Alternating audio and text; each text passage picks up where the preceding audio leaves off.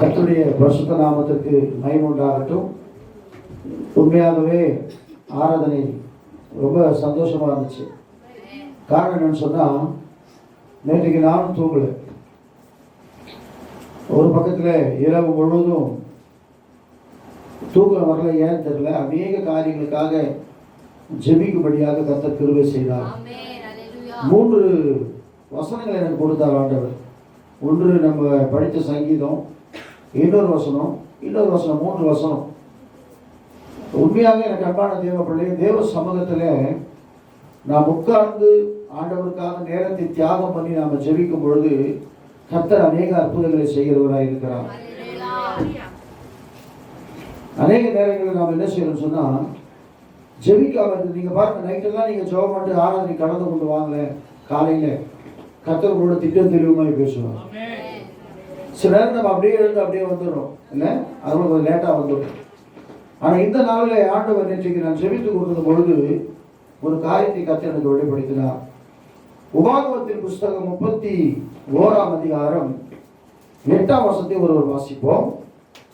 உபாகம் 31:8. கர்த்தர் தாமே உனக்கு முன்பாக போகிறவர், அவர் உன்னோடு இருப்பார், அவர் உன்னை விட்டு விலகுவதும் இல்லை, உன்னை கைவிடுவதும் இல்லை, நீ பயப்படவும் நீ கலங்கவும் வேண்டாம் என்று. ஆமென். அல்லேலூயா சொல்லுவோமா? பாருங்கள் பிரியமான தேவ பிள்ளைகளே, வேத வசனம் இப்படியாக சொல்லுகிறது, கர்த்தர் தாமே உனக்கு முன்பாக போகிறவர். ஒருவேளை கடந்த 9 மாதங்கள் கர்த்தருக்கு ஸ்தோத்திரம், உனக்கு முன்பாக கர்த்தர் போகாமல் இருந்திருக்கலாம். ஆனால் இந்த மாதத்திலே, இந்த 10வது மாதத்திலே, இந்த பரிசுத்த ஓய்வு நாளிலே என் ஆண்டவராகிய இயேசு சொல்லுகிறார், நான் உனக்கு முன்னே போய் கோணலானவைகளை செவ்வையாய் மாற்ற போகிறேன். அல்லேலூயா சொல்லுவோமா? கர்த்தர் தாமே உனக்கு முன்பாக செல்லுகிறவர், அவர் உன்னோடு கூட இருக்கிறவராய் இருக்கிறார். நீ யோசனை பண்ணிருக்கலாம், கர்த்தர் என் கூட இருக்கிறாரா இல்லையா தெரியலையே, அவர் இருந்தா ஏன் என் வாழ்க்கையில் ஏற்பட்ட போராட்டங்கள் வருகிறது, ஏன் பிரச்சனைகள் வருகிறது என்று சொல்லி நினைத்து கொண்டிருக்கலாம். ஆனால் வேதம் சொல்லுகிறது, எனக்கு அன்பான தேவ பிள்ளையே, அவர் உன்னோடு கூட இருப்பார். பக்கத்தில் சொல்லுங்க, சிஸ்டர் பயப்படாதீங்க, உங்களோட கர்த்தர் இருக்கிறார். பிரதர் பயப்படாதீங்க, கர்த்தர் உங்களோடு இருப்பார். ஆமென். அப்படி சொல்லிட்டு திரும்ப மோசே சொல்றாரு, வாசிங்க. கர்த்தர் தாமே போகிறவர், அவர் உன்னோடு இருப்பார், உன்னை விலகுவதும் இல்லை, கைவிடுவதும் இல்லை, நீ பயப்படவும். ஆமென். அல்லேலூயா சொல்லுவோமா? ஆண்டவர் இந்த புது மாசி கொடுத்த வாக்குத்தத்தம், நான் உன்னை விடுவிப்பேன், நிச்சயமாகவே நான் உன்னை விடுவிப்பேன், நீ பட்டயத்துக்கு இரையாவதில்லை என்று சொல்லி ஆண்டவர் வாக்கு பண்ணினார். இன்னைக்கு சொல்றாரு, நீ பயப்படாதே, நீ கலங்காதே, காரணம் நான் உன்னோடு கூட இருந்து உனக்கு முன்னாடி போக போறேன். எனக்கு அன்பான கர்த்தருடைய பிள்ளைகளே, தேவன் முன்பாக போகிறவர். ஏன்னா யாத்திராமத்தின் புஸ்தகத்துல 23ஆம் அதிகாரம் 27ஆம் வசனத்தை நீங்கள் வாசிக்கும் போது, யாத்திராமத்தின் புஸ்தகம் 23:27 வாசிங்க. கர்த்தருக்கு ஸ்தோத்திரம். எனக்கு பயப்படும் பயத்தை அதுக்கு மேல உள்ள வசனம் சொல்லுவது வாசிங்களேன். கர்ப்பம் விழுகிறதும் மரணம் உன் தேசத்திலே இனி. அல்லேலூயா. கர்ப்பம் விழுகிறதும் மரணம் உன் தேசத்தில் நீ கேட்கப்படுவதில்லை, உன் ஆயுசு நாட்களை பூரணப்படுத்துவேன். எனக்கு பயப்படும் பயத்தை உனக்கு முன் செல்லும்படி. ஆமென். அல்லேலூயா சொல்லுவோமா? ஆண்டவர் சொல்றாரு. அப்படின்னா என்ன அர்த்தம்னா, நீங்க போகும்போது கர்த்தருடைய பரிசுத்த நாமத்திற்கு மகிமை உண்டாகட்டும், மற்றவங்களுக்கு பயம் உண்டாகுமா? அல்லேலூயா. நீங்க போகும்போது மற்றவர்களுக்கு பயம் உண்டாகும்படி கர்த்தர் செய்வார். அப்படின்னா என்ன அர்த்தம் சொன்னா, கர்த்தர் உங்களோடு வருகிறது அவங்களுக்கு தெரியும், கர்த்தர் உங்களோடு நிற்பது அவங்களுக்கு தெரியும். நீங்க கர்த்தருடைய பிள்ளை என்பதை அவரே நிரூபிக்கிற தேவனாய் இருக்கிறார். அல்லேலூயா சொல்லுவோமா? அதான் இந்த வசனம். அப்ப கர்த்தர் உனக்கு முன்பாக போனா என்ன செய்வாரா? உன் ஆயுசு நாட்களை பூரணப்படுத்துகிறவராய் இருக்கிறார். கர்த்தருக்கு பயப்படுகிற பயத்தை உனக்கு முன் செல்லும்படி செய்வேன். நீ செல்லும் இடமெங்கிலும் உள்ள ஆமென் ஜனங்கள் எல்லாரையும் கலங்கடித்து. பாருங்க, அப்படின்னா என்ன அர்த்தம்னா, நீங்க சொல்லலாம், எனக்கு விரோதமாக அவங்க இப்படி செஞ்சு கொண்டிருக்கிறாங்க, இவங்க எதிர்பார்க்கிறாங்க, அவங்க எதிர்பார்க்கிறாங்கன்னு சொல்லி ஒருவேளை அவங்களுக்காக நீ வேதனையோடு கலங்கி கவலைப்பட்டு கொண்டிருக்கலாம். என அன்பான கர்த்தருடைய பிள்ளைகளே, வேதம் சொல்லுகிறது, அவர் முன்னாக போய் எல்லாத்தையும் துரத்த போறார், எல்லாவற்றையும் நிர்மூலமாக்க போகிறார். உனக்கு ஒரு ஜெயத்தை கொடுக்கும்படியாக கர்த்தர் கிருபை செய்ய போகிறார். அல்லேலூயா சொல்லுவோமா? வேதம் சொல்லுகிறது, கர்த்தர் நமக்கு முன்பாக போனால் சத்துருக்களை சிதறடிக்கிறவராய் இருக்கிறார். உனக்கு விரோதமாக உருவாக்கப்படுகிற எந்த ஆயுதமும் அதை நீங்க விசுவாசிச்சா நீங்க பாப்பீங்க. நீங்க கவலையே படாதீங்க. பிசாசு உங்க காரியம் எவ்வளவுதான் உங்களுக்குள்ளே பலவிதமான காரியங்களை கொண்டு வந்தாலும் தேவன் ஆசீர்வதிப்பதை யாரால தடுக்க முடியாது. இரண்டாவதாக வேதம் சொல்லுகிறது, யாத்திராகமத்தின் புத்தகம் 33 அதிகாரம் 14 வசனம், எல்லாருக்கும் தெரிஞ்ச ஒரு வசனம். யாத்திராகமம் 33:14 வாசிக்கும் போது, அப்பொழுது கர்த்தர் தமது ஜனங்களின் செய்ய நினைத்த தீங்கு செய்யாதபடிக்கு 33:14 அதற்கு அவர், என் சமூகம் உனக்கு முன்பாக செல்லும். ஆமென் அல்லேலூயா சொல்லுவோமா? பாருங்க, அவருடைய சமூகம் அப்படின்னா என்னது? அவருடைய சமூகம், அவரோடு கூட இருக்கிற கோடான கோடி தேவ தூதர்கள் உங்களுக்கு முன்பாக செல்ல போறாங்க. இந்த மாசம் கரங்களை தட்டுறவங்க கூட தான் கர்த்தர் போவாரு. வேதம் சொல்லுகிறது, என் சமூகம் அப்படின்னா சொல்லுவாங்க இல்லையா, இப்போ இருக்கிறார் பிரதர் பிரபு அவர்கள் சமூகம் அப்படின்னா என்ன அர்த்தம்? அவர் மட்டும் இல்லை, அவர் முழு குடும்பமும் என்ன பண்ணணும், கல்யாணத்துக்கு வரணும் அப்படின்னு போடுவாங்க. காரணம் என்னன்னா, சமூகம் என்று சொன்னாலே தேவனோடு இருக்கிற கோடான கோடி தேவ தூதர்கள் உனக்கு முன்னாடி செல்லுவாங்க. அப்படி செல்லும் போது என்ன நடக்குமா, ஒரு இளைப்பாறுதலை கர்த்தர் கொடுக்கிறவராயிருக்கும். இளைப்பாறுதல்னா அந்த இளைப்பாறுதல் கிட்ட போயிடாதீங்க, உங்களுக்கு ஒரு சமாதானத்தை கர்த்தர் கொடுக்க போகிறார். இளைப்பாறுகிற ஒரு வாழ்க்கை, நல்ல ஒரு மகிழ்ச்சியான ஒரு வாழ்க்கை கர்த்தர் கொடுக்க போறார். அப்ப முதலாவது கர்த்தர் சொல்றாரு, வேதம் சொல்லுகிறது, அந்த வசனத்தை திரும்ப வாசிங்க. உபாகம் 31:8 வாசிங்க. Deuteronomy chapter 31 verse 8 வேகமா வாசிங்க. தேவனுக்கு மகிமை உண்டாவதாக.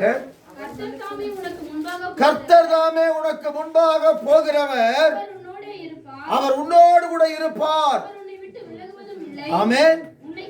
உன்னை கைவிடுவதும் இல்லை, நீ பயப்படவும் கலங்கவும் வேண்டாம். எனக்கு அன்பான தேவ பிள்ளையே, ஆண்டவரே வாக்கு பண்ணுகிறார், நீ பயப்படவும்.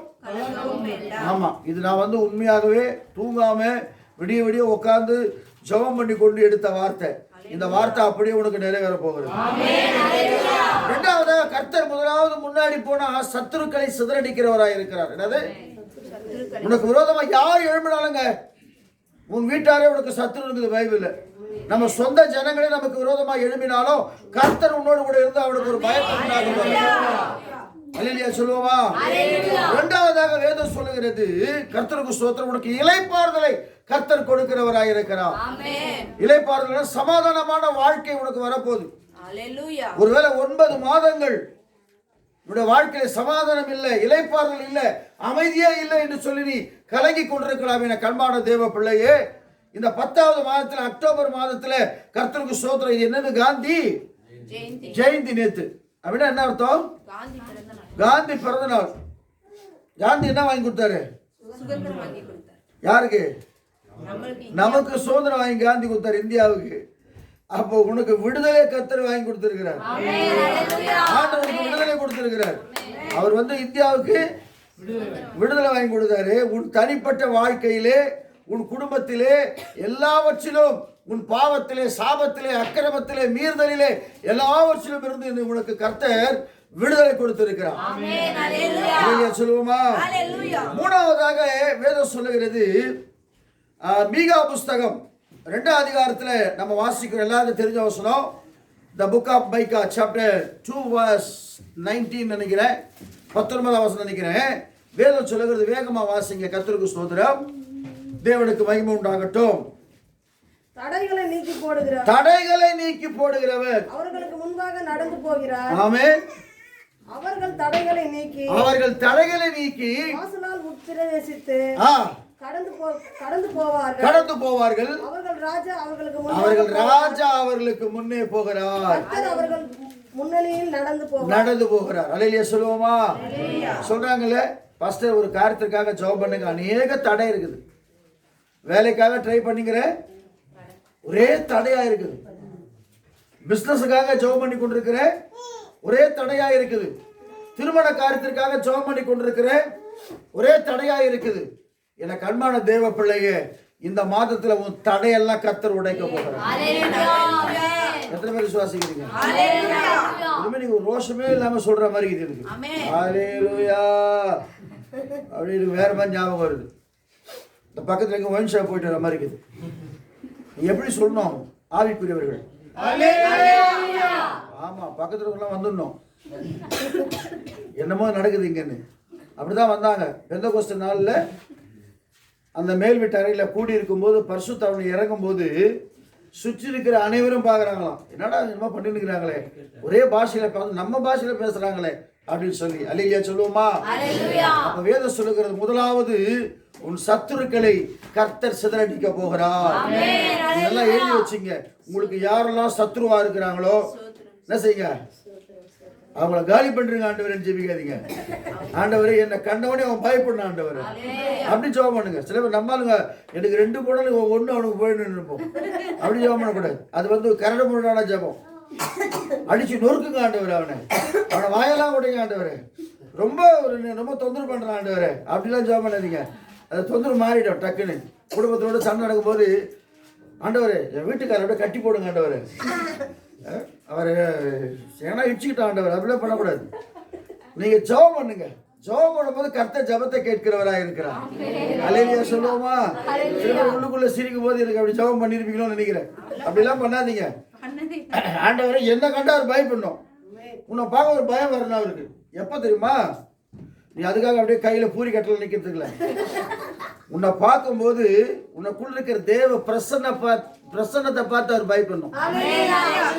நல்லா ஜெபிச்சு வந்திருக்கிறா போது மனைவி பார்க்கும்போது பயமா இருக்கிறதுக்கு அமைதியா வருவார். அமைதியா அவரே கேட்பார். அல்லேலூயா சொல்லுவோமா? சத்துருக்களை சிதறடிக்கும்படியாக உனக்கு முன்பே கர்த்தர் போவார். இரண்டாவதாக வேதம் சொல்லுகிறது, என கண்பான தேவ பிள்ளையே, உனக்கு ஒரு இளைப்பாறுதலை கொடுக்கும்படியாக. அலைச்சல உன் வாழ்க்கையில அலைச்சல் பட்டு கொண்டிருக்கிற, என்ன நடக்கும் தெரியும், இது நடக்கல அது நடக்கல இது நடக்கல, எதுவுமே வாழ்க்கையில் நடக்காம இருக்கிறது ஆண்டவரே என்று சொல்லி ஒரு அலைச்சலோடு கூட இருக்கிற உனக்கு ஒரு சமாதானத்தை, ஒரு இளைப்பாறுதலை கர்த்தர் கொடுக்கும்படியாக அவர் முன்பாக போகிறார். மூணாவது சொல்லுகிறது, உன் தடைகளை நீக்கும்படியாக போறவர் யார் தெரியுமா? வேதம் சொல்லுகிறது. யார் அவரு? தொடர்ந்து வாசிங்க. யார் அவர் பாருங்க. அவர் யாரு? யாரும் சொல்லல. சொல்லுங்க யார் அவரு? வாசிக்க. அந்த வசனம் என்னைய பாக்குறீங்க இருட்டுல? தடைகளை நீக்கி போடுகிறவர் அவர்களுக்கு முன்பாக நடந்து நம்ம நல்லா நினைச்சு நீங்க பாருங்க. கர்த்தருக்கு ஸ்தோத்திரம். நமக்கு முன்னாடி ஆண்டவர் அடி போய் நிற்கிறாரு, நமக்கு எப்படி இருக்கும் இல்ல? அலைய பத்திலா நமக்கு முன்னாடி ஆண்டவர் போனா எப்படி இருக்குங்க? கர்த்தருக்கு ஸ்தோத்திரம். தேவனுக்கு மகிமை உண்டாவதாக. அல்லேலூயா சொல்லுவோமா?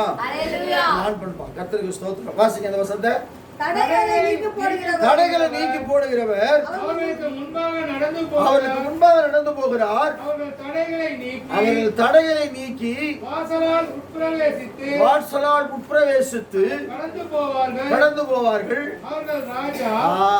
யாரு ராஜா? அவர்கள் ராஜா.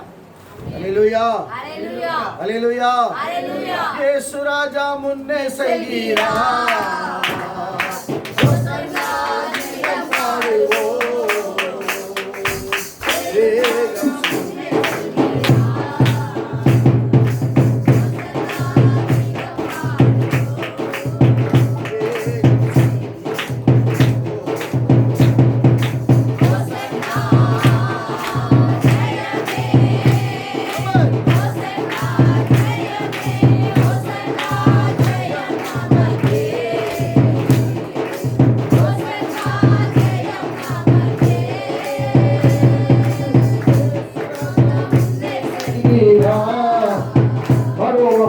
ஓசன்னா கீதம் பாடுவோம்,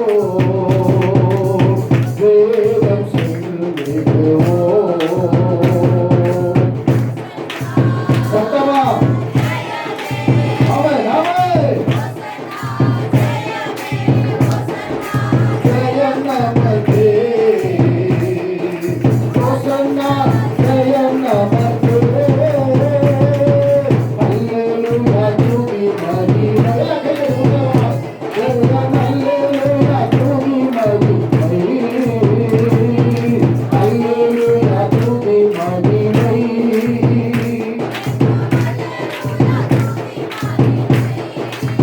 இயேசு ராஜா, எங்கள் ராஜா,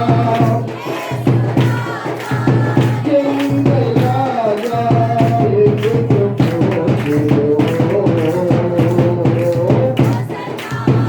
ஆமென், ஆமென். கர்த்தரை உயர்த்தி ஹல்லேலூயா. ஜெயமே ஓசன்னா. ஆமென், ஆமென். ஓசன்னா ஜெயம் நமக்கு. துன்பங்கள் சூழ்ந்து வந்தாலும், தொல்லை கஷ்டங்கள் தேடி வந்தாலும், சொல்லுங்க. துன்பங்கள் தொல்லை கஷ்டங்கள் தேடி வந்தாலும், பயமில்லை. ஆமென். கர்த்தர் நம்முடனே. ஹல்லேலூயா. ஆமென், ஆமென். ஓசன்னா ஜெயம் நமக்கு.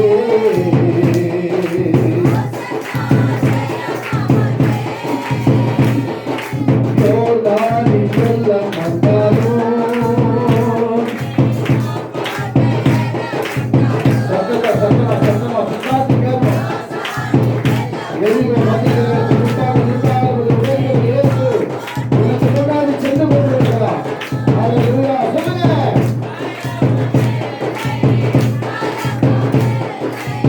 பயமில்லை, கலக்கமில்லை, மீட்பர் நம்முடனே. ஆமென். Praise the Lord. ஜெயமே ஓசன்னா ஜெயம் நமக்கு.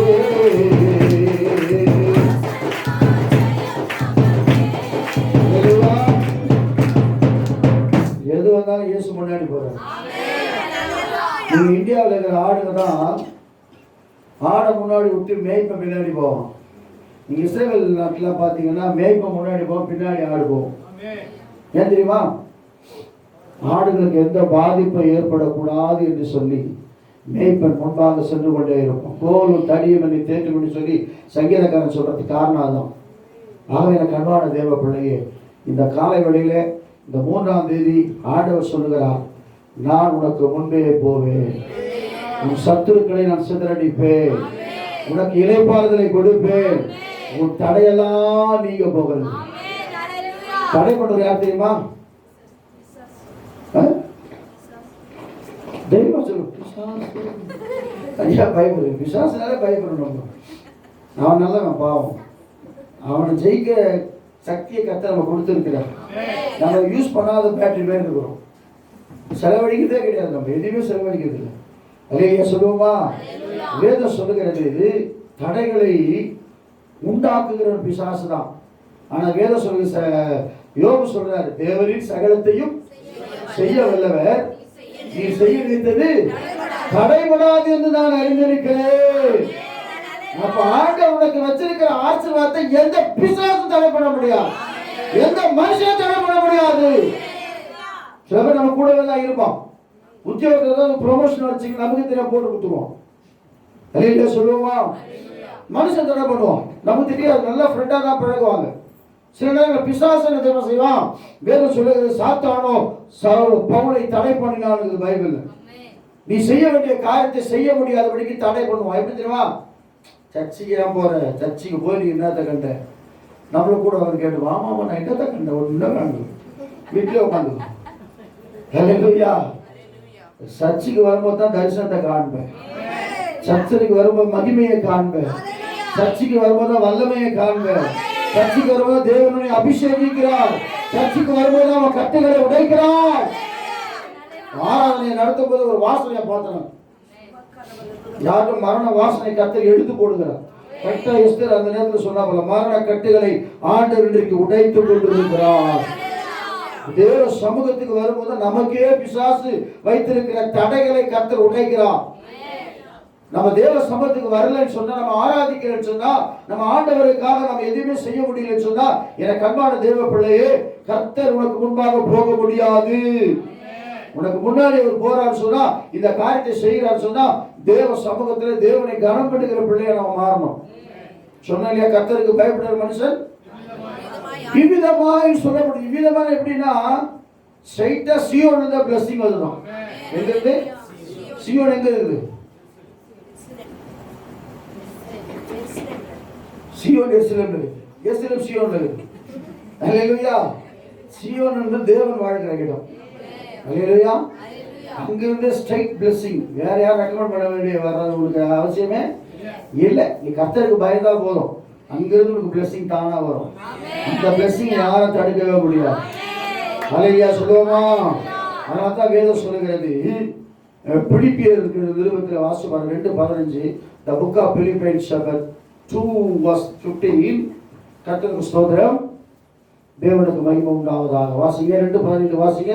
பிலிப்பியர் சீக்கிரம் வாசிங்க.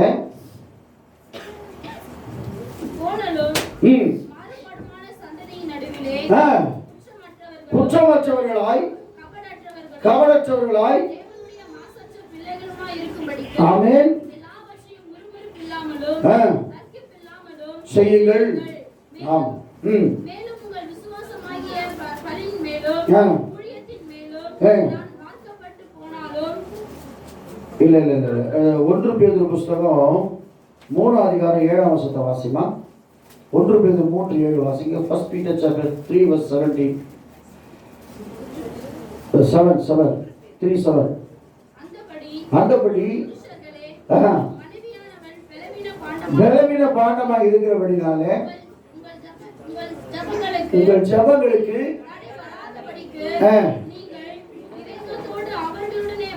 வாழ்ந்து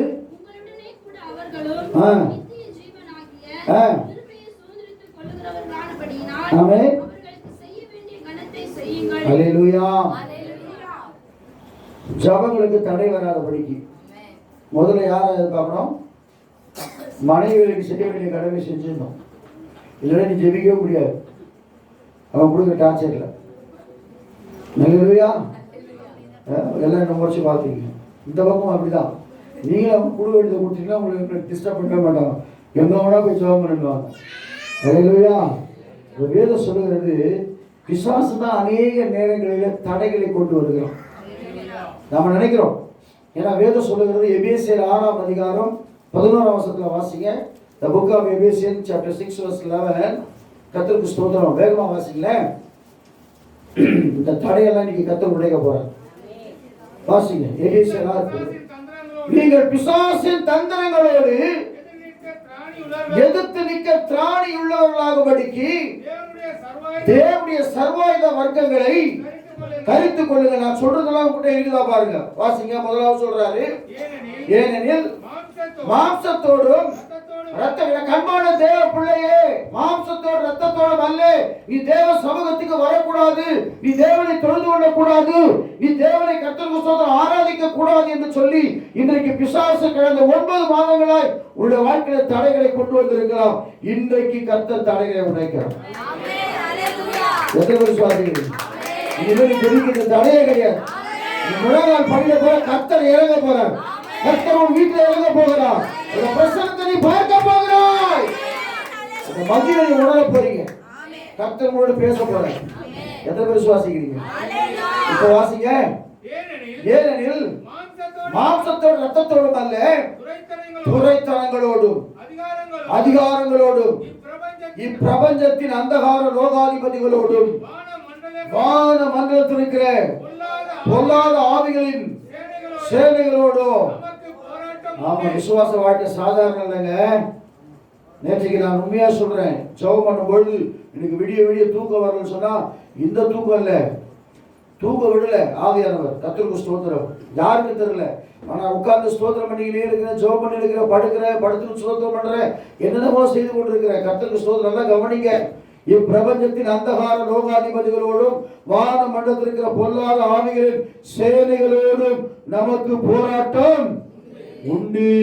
உலகத்திலே உங்களுக்கு உபத்திரம் உண்டு, ஆனாலும் திடன் கொள்ளுங்கள், நான் இந்த உலகத்தை ஜெயிச்சவர் முன்னாடி போறார், தோத்து போனவர் முன்னாடி போறார். பிசாசை ஜெயித்தவர், கல்வாரி சிலுவையிலே பிசாசை ஜெயித்தவர். கடைசி வரைக்கும் இயேசுநாதர் சிலுவையில சாவக்கூடாதுன்னு பிசாசு எவ்வளவோ ட்ரை பண்ணான் சாத்தான், ஆனா முடியல. கர்த்தருக்கு ஸ்தோத்திரம்.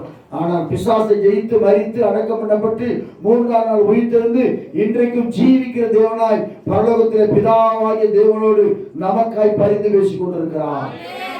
இல்லையா சொல்லுவோமா? இப்ப வாசிங்க அந்த வசனம் என்னன்னா நமக்கு தேவை அது வேணாம், அது அதுக்கப்புறம் வாங்க. ஆகையால் தீங்கு நாளிலே,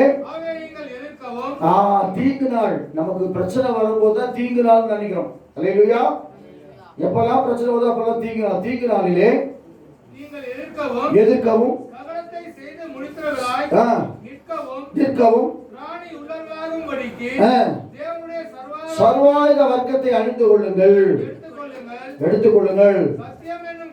நல்லா கவனிங்க, ஒரு போர் வீரர் ஒரு போலீஸ்காரன் வச்சுங்க, டியூட்டிக்கு போறாருன்னு சும்மா போவாரா? வெள்ளை வெஸ்டி வெள்ளை சட்டை போட்டு போனா போலீஸாக இருப்பாரா?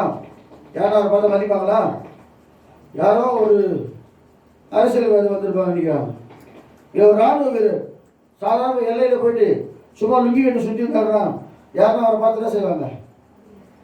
அடுத்த நாட்டுக்காரங்க. ஆனா வேதம் சொல்லுகிறது, நம்ம ஆவிக்குரிய பிள்ளைகளாக இருக்கிறபடியால நமக்கு ஆண்டவர் கொடுத்திருக்கிற வஸ்திரம் இருக்குது. இப்ப நான் ஜிப்பா போட்டு உட்காந்து உங்க பக்கத்துல வேஷ்டி கட்டி நின்றுக்கிறேன், என்னை பார்த்தா கூப்பிடுறீங்கப்பா பாஸ்டர். அதே ஒரு நாள் லிங்கி கட்டிக்கிட்டு ஒரு டிஷர்ட் போட்டு கிட்ட பேசுனா பாஸ்டர் தான் கூப்பிடுவீங்க. ஆனா பயம் இருக்கு. அப்போ ஆண்டவர் சொல்றாரு, பிசாசு உங்களை பார்த்து பயப்படணும்னா என்னென்ன வைக்கணுமா? வாசிங்க. சத்தியம் என்னும் கச்சை உங்களுக்கு சத்தியம் இருக்கணும். சத்தியத்தையும் அறிவீர்கள், சத்தியம் உங்களை விடுதலை ஆகும். இந்த பைபிள் உங்களுக்குள்ள இருக்கணும். அப்படி இருந்தா எந்த பிசாசும் தடை பண்ண முடியாது. ஒன்று நீதி என்கிற மார்க் அவசரம் உனக்குள்ள இருக்க வேண்டும். நீதி இருக்கணும், ரைச்சஸ்னஸ் இருக்கணும். அடுத்தது சமாதானத்தின் சுவிசேஷத்துக்குரிய ஆயுதம், சுவிசேஷத்துக்குரிய ஆயத்தம் என்ன பாதரட்சை உனக்குள்ள. ஆமா, ஏன்னா வெளியே போன அப்படி வெறுங்கால போவோமா? என்ன போவோம்? ஷூஸ் போட்டு போவோம், அப்படின்னா செப்பல் போட்டு போவோம். சும்மா போக முடியாது வெறுங்கால இல்லையா? சில பேர் வீட்டுக்குள்ள இருக்கும்போது நம்ம என்ன செய்வோம்? தரையெல்லாம் குளிர், அப்படியே குளிர்ச்சியாக இருந்தால் சில பேர் செட் ஆகாது. ரூம்லேயே இப்போ செருப்பு போட்டுன்னே போவாங்க. கற்றுக்கு ஏன்னா சில பேர் கோல்டு செட் ஆகாது சொல்லிட்டு. அப்போ என்னன்னா எப்பவுமே சுவிசேஷத்தை சொல்றதுக்கு நீ ஆயத்தமா இருக்கணும். அதுக்கப்புறம் பொல்லாங்கு நெய்கிற அக்கினி அஸ்திரத்திலே அவித்து போடத்தக்கதாய் எல்லாவற்றுக்கும் மேலாக. ஆமென். அல்லேலூயா சொல்லுவோமா? கர்த்தருடைய பரிசுத்த நாமத்துக்கு மகிமை உண்டாகட்டும். நம்மளோட கொரோனா வார்டில் போய் நம்ம அருமையான சகோதரருக்காக நம்ம ஜெபம் பண்ணோம். நான் விசுவாசத்தோட ஜெபம் பண்ணேன். கர்த்தாவே ஞாயிற்றுக்கிழமை மணிக்கு அவர் நீங்கள் கொண்டு வரணும். அப்ப நான் உள்ள போகும்போது அப்படிதான் எல்லாம் சொன்னாங்க. பாஸ்டர் பெரிய பாஸ்டருக்கு போனே பண்ணல, எனக்கு பயமாயிடுச்சு. ஆனால் கர்த்தர் என்ன கொடுத்தாரு. உங்களுக்கு போகும்போது ஒரு பாஸ்டர் சொன்னாங்க, நான் பார்த்து, ஐயா 3 நாளுக்கு நீங்கள் வந்துடுங்க ஐயா அப்படின்னு. 3 நாளுக்குள்ள நீங்கள் வந்துடுங்க, உங்களுக்குலாம் ஒன்றுமே இல்லையா அப்படின்னு. உண்மையிலே சொல்கிறேன், அந்த லிஃப்டில் ஏறும்போது கர்த்தருக்கு ஸ்தோத்திரம், ஆண்டவர் இன்றைக்கு ஜீவனோடு கூட. அவ பிசாசு நேரத்தில் நமக்கு அக்கினி அஸ்திரத்தை எய்து கொண்டே இருப்பான். நம்ம அதை பார்த்து சோர்ந்து போகக்கூடாது. அதை எதிர்த்து நிற்கத்தக்கதாக விசுவாசம் என்னும் கேடகம் உனக்குள்ளே காணப்படணும். முன்னாடி கேடகத்தை வைக்க அவன் எவ்வளவுதான் அம்புகளை விட்டா கூட அதெல்லாம் உடைந்து போகத்தக்கதாக அந்த விசுவாசம் உனக்குள்ளே காணப்பட வேண்டும் என கண்ணாடி தேவைப்படுகிறது. அல்லேலூயா சொல்லுவோமா? விசுவாசம் என்னும் கேடகத்தை நில்லுங்கள். இதெல்லாம் நீங்கள் வீட்டில் சென்று வாசிங்க. இதெல்லாம் இருக்கணும். ரெண்டாவதாக ஆண்டவர் சொல்றாரு, முதலாவது தடைகளை நீக்க போற, ரெண்டாவது உன் கூடவே இருக்கிறன்ற. யாரு கூட?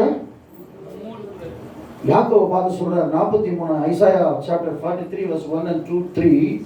நான் ஏசாயா புத்தகம் 43 அதிகாரத்தில் வாசிக்கிறோம். கர்த்தருக்கு ஸ்தோத்திரம். இப்பொழுது யாக்கோபே, நான் நல்லா கவனிங்க, சிருஷ்டினானது கிரியேஷன், உன்னை உருவாக்கினவர் உன்னை சிருஷ்டித்தவருமாகிய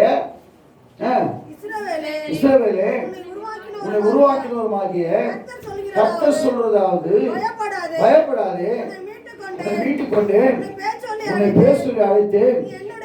ஆமென். நீ தண்ணீரை கடக்கும் போது அப்படி என்ன அர்த்தம் தெரியுமா? தண்ணீர் போன்ற வெள்ளம் போன்ற பிரச்சனை வரும்போது இயேசுவே யார் கூப்பிடுது? அவர் கூப்பிட்டாரு. படல் வரும்போது யார் கூப்பிடுது? ஐயரே ஐயரே நாங்கள் மடிந்து போகிறோமே. தண்ணியை பார்த்து பயந்துட்டார். ஆனா பேதுருக்கு தண்ணீர் தெரியும், கடல் பத்தி அவருக்கு தெரியும். ஆனால் அந்த சூழ்நிலையில் அவர் பயந்து போனார். நம்ம கூட விசுவாசம் பத்தி நமக்கு தெரியும். பிசாசு பயங்கரமான காரியத்தை கொண்டு வரும்போது, தண்ணீர் போன்ற பிரச்சனை, வெள்ளம் போன்ற பிரச்சனைகளை கொண்டு வரும்போது வேதம் சொல்லுகிற தண்ணீரை கடக்கும் போது கூட தான் நான் இருக்கிறேன். நீ ஆறுகளை கடக்கும் போது அவைகள் உண்மையில் புரளுவதில்லை. நீ அக்கினியில் நடந்தாலும் வேகாதிருப்பாய், அக்கினி சுவரை. ஆமென். இந்த மாதிரி கடவுள் யாராவது இருக்கிறாங்களா உலகத்துல? இந்த மாதிரி வாக்குத்தத்தம் சொல்லி நம்மளை தேர்ச்சுகிற ஆண்டவர். நீ பயப்படாத, நான் உன்னோடு கூட இருக்கிறேன், நீ திகையாதே கலங்காதே, நான் உன் தேவன். இவ்வளவு சொன்னா கூட நம்ம என்ன அர்த்தம்? சில நேரங்கள்ல என்ன ஆயிடும்? நம்ம முகம் அமாவாசை மாதிரி ஆயிடுது. எதனா ஒன்று டயர்டம் சோர்ந்து போயிடும். ஒன்றும் வசனத்தை பிரயோகிக்கணும். இயேசு நகர வசனத்தை வச்சு தான் ஜெபம் பண்ணாரு. பிசாசு எப்படி ஜெயிச்சாரு? அவன் தான் எழுதியிருக்கிறது, நான் எழுதியிருக்கிறது என்ற பதிலுக்கு அப்படிதான் சொல்லணும். நீ சொன்னா நான் என்ன சொல்லணும்? வசனத்தை உருவாக்கினாலும் அவர் தான்.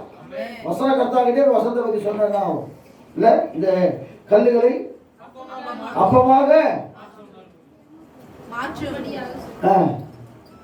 மொட்டையா சொல்றாரு. எதுவுமே ஒன்று அவர் சொல்றாரு, மனுஷன் அப்பத்தினால மாத்திரம் இல்லை, அப்புறம்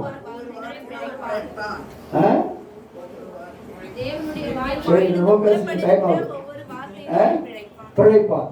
அவன் பிசாச கூட வார்த்தையினால் தான் ஜெயிக்கிறார் ஆண்டவர். அப்ப எனக்கு அன்பான தேவ பிள்ளையே, முதலாவது வசனம் சொல்லுகிறது தடைகளை நீக்க போகிறார். இரண்டாவது உன்னோடு கூட வரப்போறார். அல்லேலூயா. பயப்படாதே நீ மனமே, நான் காத்திடுவேன் உன்னை தினமே. நீ மனமே, உன்னை தினமே.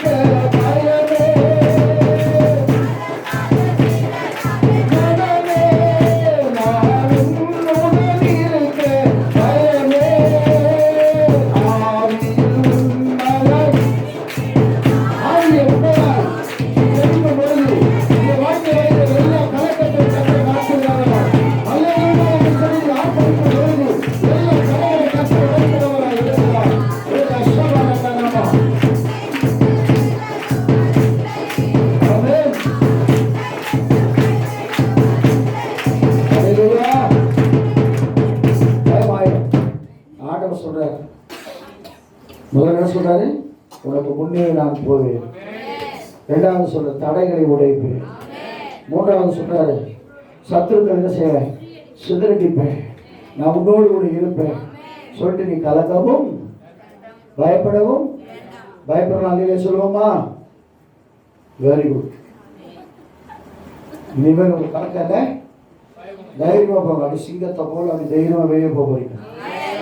பாருங்கெல்லாம் பயப்படுறா சிங்கம் வருது முன்னாடி. ஆண்டவர் அந்த அளவுக்கு பலப்படுத்தி இருக்கிறார். வேற ஒன்றும் இல்லைங்க. அனுதினம் எண்ணெய் அனுதினம் நம்ம சாப்பிட்ற மாதிரி காலையில் டிஃபன், மாலையில் மத்தியானம் சாப்பாடு, நைட்டு இடையில பிரேக், இடையில பஜ்ஜி கிட்டலாம் சாப்பிட்ற மாதிரி நம்ம ஒவ்வொரு நாளும் தேவ சமூகத்தில் ஆண்டனை செய்யணுமா? காலையில் எழுந்த உடனேயுமே என்ன எடுக்கணும்? கையில் செல்ஃபோன் எடுக்கணும். என்னென்ன மெசேஜ் வந்து இதெல்லாம் பார்க்கணும். வாட்ஸ்அப்பில் எல்லாம் பார்க்கணும். ஃபேஸ்புக்கெல்லாம் பார்த்து அதுக்கப்புறம் காஃபி குடிச்சிட்டு ஆஃபீஸ் போயிடணும். அப்படி இல்லை. காலையில் எழுந்த உடனே பல்ல வலிக்கிட்டு கொஞ்ச நேரம் உட்காந்து கத்தரி ஸ்தோத்திரம் பண்ணணும். ஆண்டவரே இரவெல்லாம் காத்தீரே, இன்னொரு நாள் தந்தீரே, ஏசப்பா உமக்கு நன்றி அப்படி சொல்லிட்டு ஜெபம் பண்ணிட்டு ஒரு பாட்டை பாடிட்டு ஒரு ஜெபம் பண்ணிட்டு ஒரு அதிகாரத்தை வாசிச்சுட்டு அதுக்கப்புறம் போயிட்டு நீ கிளம்பி போய்பார். ஒரு வாழ்க்கை கர்த்தர் உன்னோடு கூட வருவார். உன் நோய்கள் பேய்கள் எல்லாம் நீக்கிடுவார். உன் நொந்து போன உள்ளத்தை தேய்ச்சிடுவார். சமாதானம் தருவார், சந்தோஷம் தருவார், ஆசீர்வாதம் தருவார், மகிழ்ச்சியை தருவார், கிருபையை தருவார், அபிஷேகம் தருவார், வல்லமை தருவார், எல்லாத்தையும் தருவார். அவர்தான் யோசனை. ஆமென். அனுதினம் என்ன செய்யணும்? அனுதினம் மண்ணான ஒரு புக்கு இருக்குது. அனுதினம் மண்ணானது பிரெட் வாங்கி சாப்பிட்டுருக்கோம். அனுதினம் அந்த பைபிள் நீங்கள் வாசிக்கும் போது உண்மையா சொல்றேன், என்ன கண்பான தேவ பிள்ளையே, இன்னைக்கு உங்க முன்னாடி கத்தர் போகிறார். அந்த வசனத்தை மாத்திரம் வாசிங்க. Deuteronomy chapter 31 verse 8 வாசிங்க. உபாகமத்தின் புஸ்தகம் 31ஆம் அதிகாரம் 8ஆம் வசனத்தை வாசிப்போம். கர்த்தர் தாமே உனக்கு முன்பாக நடந்து போகிறவர், அவர் உன்னோடு இருப்பார், அவர் உன்னை விட்டு விலகுவதும் இல்லை. ஆமா, யோசுவா முகம் குப்புற விழுந்து கிடந்தான். சொல்றாரு, யோசுவாவே நீ ஏன் முகம் குப்புற? நீ உயிரோடு இருக்க நாளெல்லாம் உனக்கு முன்பதாக இருக்கிறது. நீ இப்போ சொல்றேன், நீ உண்மையா இயேசுவை நேசிக்கிற தேவ பிள்ளையா இருந்தால் நீ உயிரோடு இருக்க நாளெல்லாம் ஒருவனும் நிற்பதில்லை. நான் மோசையோடு கூட இருந்தது போல உன்னோடு கூட இருக்கிறேன். நான் உன்னை விட்டு விலகுவதில்லை. பயந்து கூட கிதியோட பார்த்து சொல்றார், பராக்கிரமசாலியே. அவருக்கு என்ன வந்தது? அவன் பயந்து போயிருக்கிறான். ஐயோ, எல்லா கோதுமையும் அவங்க எடுத்துட்டு போயிட்டாங்களே, நம்ம ஒண்ணுமே செய்ய முடியாது, வீதியா வந்து பண்றாங்களே சொல்லி நினைத்து கொண்டிருக்கும் போதுதான் கர்த்தர் வார்த்தை வருது, பராக்கிரமசாலியே. நமக்கே டவுட், நம்ம பராக்கிரமசாலியா? ஆனா அந்த கிதியோட வச்சுதான் ஆண்டவர் மீதியானையை முறியடிக்கிறார். வழியிலே சொல்லுவோமா? அந்த கர்த்தர் தான் அவங்க கூட வர போறார். பாடிக்கின போவாங்க, இயேசு கூட வருவார், எல்லா வித அற்புதம் செய்வார். கடந்துள்ள மெயின் நமக்கு அதான், கடந்துள்ள கஷ்டங்கள் சொல்லிக்கிட்டே அது கடந்துள்ளலாம் மாறிடும். நீ கொடுக்குற பிள்ளையா மாற்றிடுவார். என் தண்ணீர்கள் யாவையும் துடைத்திடுவார். கர்த்தர் உங்களை ஆஸ்வதிக்க போகிறார். நல்ல கண்களை மூடுவோம். அதே சமயத்தில் ஆண்டவர் இன்னைக்கு உன்னோடு பேசியிருக்கிறார். உனக்கு முன்னாடி போவார். அவர் போனாலே ஜெயந்தான். நம்முடைய தேவன் ஜெயம் கொடுக்கிற தேவன், நமக்கு தோல்வியை பரிசாய் கொடுக்கிற தேவன் அல்ல, நம்முடைய பிள்ளைக்கு ஜெயத்தை கொடுக்கிற தேவன். அப்படி அவர் எப்படி உலகத்தை ஜெயித்தாரோ, மாம்சத்தை ஜெயித்தாரோ, பிசாசை ஜெயித்தாரோ, அதே ஆண்டவருக்கு முன்பாக போய் கொண்டிருக்கிறார். நமக்கு முன்னாடி இருக்கிற சத்துருக்களை சுதறடிக்கும்படியாக, கோணாளர்களை செம்மையாக்கும்படியாக, உன் வாழ்க்கையில் அற்புதங்களை செய்யும்படியாக உன்னோடு கூட இருக்க போகிறார். நீ பயப்படவும் கலங்கவும் வேண்டாம். இன்னொரு உலகத்தை குறித்த பயம், அடுத்து என்ன நடக்க போக சொல்லி பயம், 3வது அலை, 4வது அலை, 5வது அலை, எத்தனை அலை வந்தாலும் இயேசு என்னோடு கூட இருக்கிறார். நீ பயப்படாதே, கலங்காதே, கர்த்தர் உன்னோடு கூட இருந்து பெரிய காரியங்களை செய்ய போகிறார். அதனால நம்ம எல்லாம் கர்த்தரை ஸ்தோத்திரம் பண்ணுவோமா? ஆண்டவர் தந்த வசனத்திற்காக கர்த்தரை ஸ்தோத்திரம் பண்ணுவோம். இந்த ஆராதனை கர்த்தர் ஆசீர்வதிக்கும்படியாக ஸ்தோத்திரம் பண்ணுவோம். பிதாவாகிய தேவனை ஸ்தோத்திரம் பண்ணுவோம். குமாரனாகிய இயேசுவை ஸ்தோத்திரம் பண்ணுவோம். பரிசுத்த ஆவியான தேவனை ஸ்தோத்திரம் பண்ணுவோம். 2 பேர் ஜெபம் பண்ணுவோம். சோதரனால ஜெபம் பண்ணுங்க, அதுக்கப்புறம் தீவாச ஜெபம் பண்ணுங்க. ஸ்தோத்திரம்.